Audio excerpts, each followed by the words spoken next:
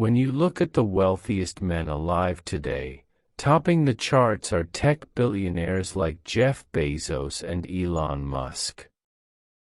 But actually, the wealthiest businessman to have ever lived died almost a century ago. In today's video, we'll be exploring the fascinating journey of John D. Rockefeller, the pioneering oil magnate whose legacy shaped the modern business world. Discover the history of Standard Oil and how Rockefeller's humble beginnings led to the creation of a colossal empire. Join us as we delve into the strategic business maneuvers, ruthless competition, and eventual rise and fall of this legendary oil monopoly. The origins of history's greatest oil monopoly are indeed quite humble. It all begins in 1839 with the birth of John Rockefeller in upstate New York. He was the eldest son of a traveling merchant who identified himself as a botanic physician, but in reality, he was snake oil salesman.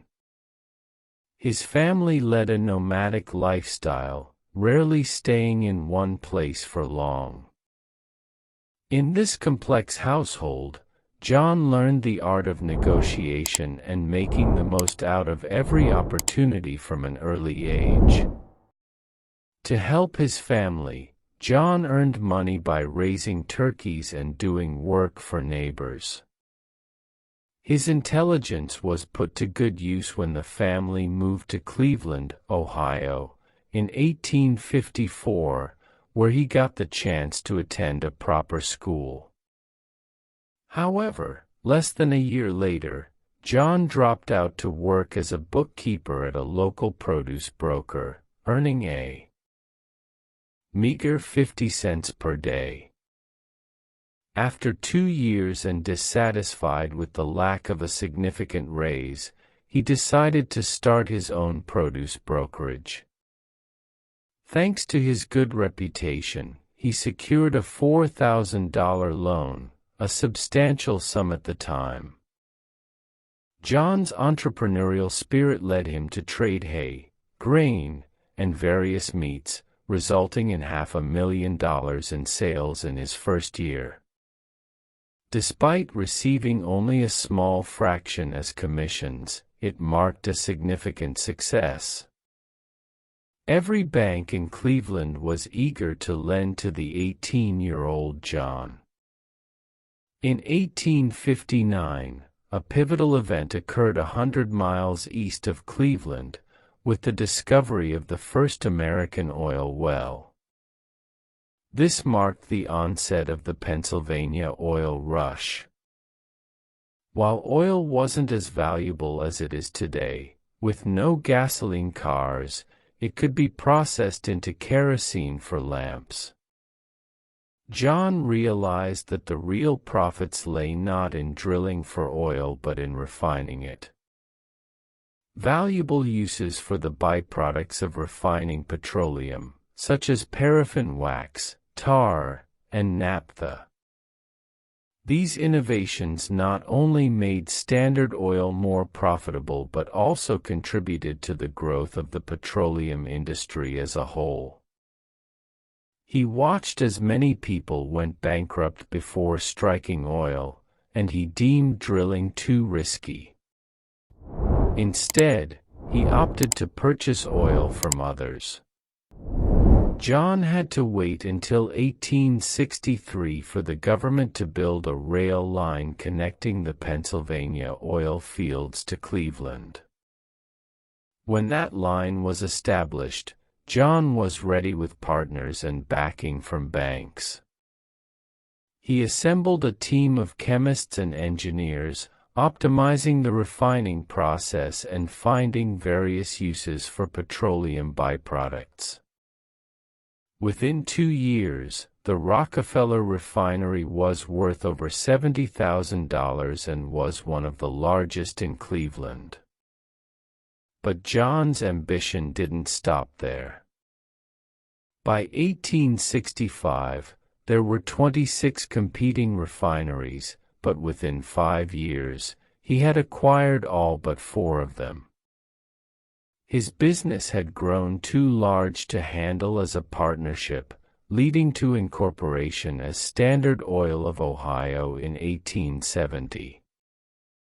Rockefeller's remarkable success was not solely due to his business acumen but also his relentless pursuit of efficiency and innovation.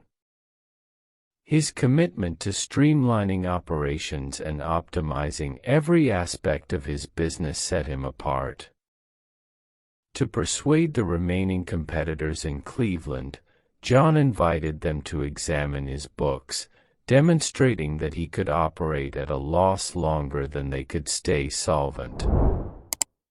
Furthermore, Rockefeller's refineries were known for their cutting-edge technology and innovative processes. He constantly sought improvements in refining techniques, pushing for higher efficiency and better yields. His team of chemists and engineers played a pivotal role in these developments. They not only optimized the refining process but also discovered. One key strategy that Rockefeller employed was vertical integration. This approach involved controlling every stage of the oil production and distribution process, from drilling to refining to transportation.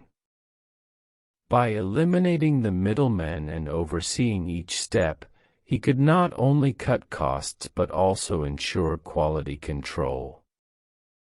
This vertical integration gave him an unprecedented level of control over the industry, solidifying his dominance. He offered them positions in his company, effectively placing the industry's brightest minds under his control.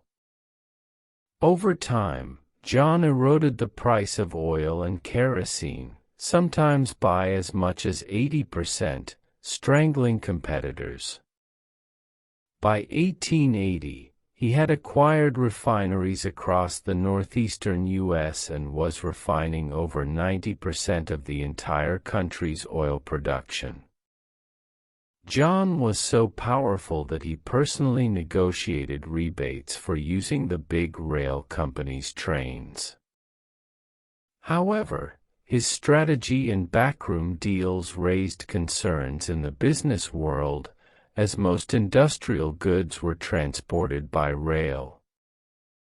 As Rockefeller's influence grew, so did the worry that his abuse of transportation discounts could lead to similar monopolization in other industries, ultimately damaging competition and limiting economic growth. Rockefeller recognized that the railroads were essential to his operations, but he also understood that relying solely on them could be a vulnerability. In a strategic move to further enhance his control and reduce transportation costs, he decided to turn to a different mode of transportation: pipelines. This decision to use pipelines was a game changer.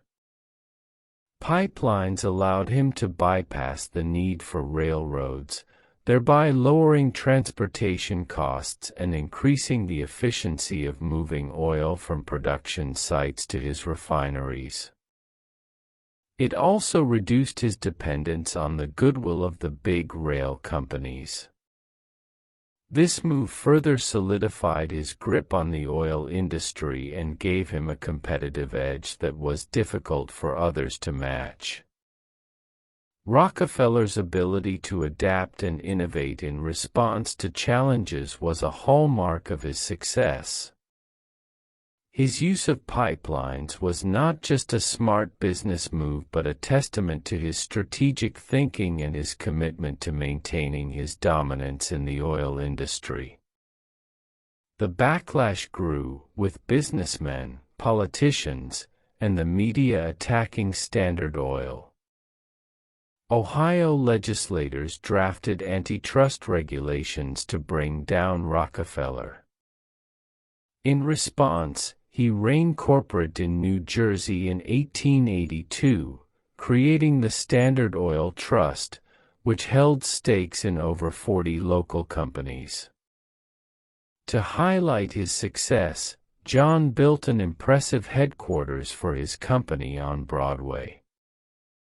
At its peak, Rockefeller's Standard Oil owned 20,000 oil wells, 4,000 miles of pipeline, and employed over 100,000 people. However, his grip on the oil industry began to loosen, both domestically and abroad. Massive oil deposits had been discovered in Russia and Asia, developed by the Rothschild family. In 1890, the federal government passed the Sherman Antitrust Act, which finally allowed politicians to go after the Standard Oil Trust itself. Investigating the complex legal structure behind all the companies proved challenging, but in 1911, the Supreme Court found Standard Oil guilty of anti-competitive practices and broke the company into 34 separate entities. John Rockefeller retained his stake in these companies until his death. Over time, many of these subsidiaries merged back together, with most of the remnants now part of ExxonMobil, Chevron, or BP. John Rockefeller's ownership made him the richest businessman ever, with an estimated net worth of $400 billion.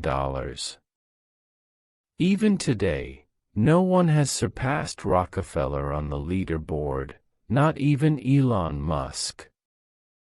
Now, what should we actually think about John D. Rockefeller? On the one hand, he made oil an affordable commodity and brought it to the masses. He went from nothing to building a business empire that may never be matched again. His life and legacy are a testament to the American dream, a story of rags to unimaginable riches. But there's more to the narrative. Was Rockefeller an industrial titan who propelled innovation and progress, or a ruthless monopolist who crushed his competition?